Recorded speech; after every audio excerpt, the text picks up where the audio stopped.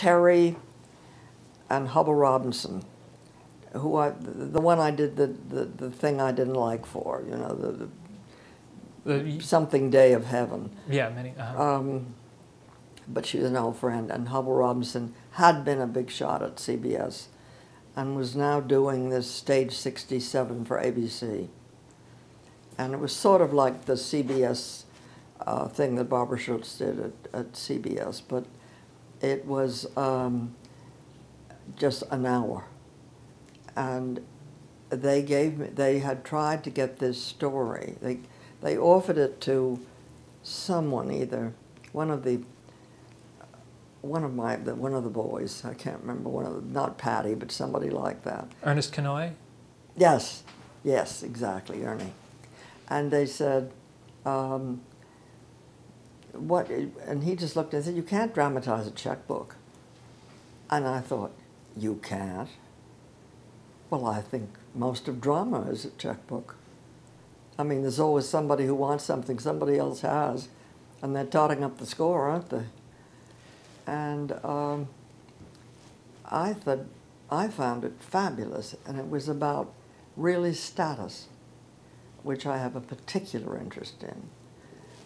And the way this young couple had to live in order for him to be as talented and successful as he was in business.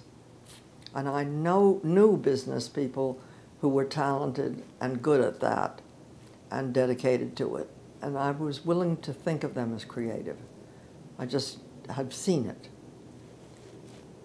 But the life he had to live in order to be in consideration was a Travis solid gold, because he had to spend almost as much as he was making. And then one of the kids gets a broken arm, and it was Cliff Robinson and Dina Merrill, and I'd known her from school days. And they played this perfect couple, and that got in this bind. And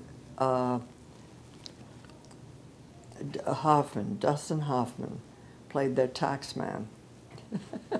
He had a bit, and he came up to me they were making a lot of trouble for me. They wanted to fly in a Hollywood comedy writer or something. This was a rather tragic little story,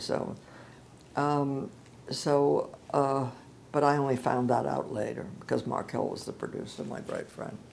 But anyways, Dustin Hoffman came up to me at one point and said, I don't know anything about money. You got to tell me about money. And I said, if you don't stop talking to me in front of the stars, you will never find out anything about money. And then I ran into him at the Chateau Marmont days, and he didn't have a clue. He didn't remember anything. About who you were? No, not a thing. Didn't even remember the show. But he was wonderful and very funny. And he said to the guy at one point, I don't even have the heart to charge you, because this guy was so in the blood, you know. And so his dream blew up, and Jimmy Broderick was in it. Wonderful people, very good cast. And it was shot here in sequence, and Paul Bogart directed it. And you don't get any better than Paul Bogart in those days in television. John D. McDonnell wrote the story, and he wrote me a letter afterwards, which only happened that one time, saying, I hope I've improved your clout in the marketplace because you've improved mine. And he offered me any of his short stories. Not Travis McGee, which was a bundle of money, and I did try, but this one was good.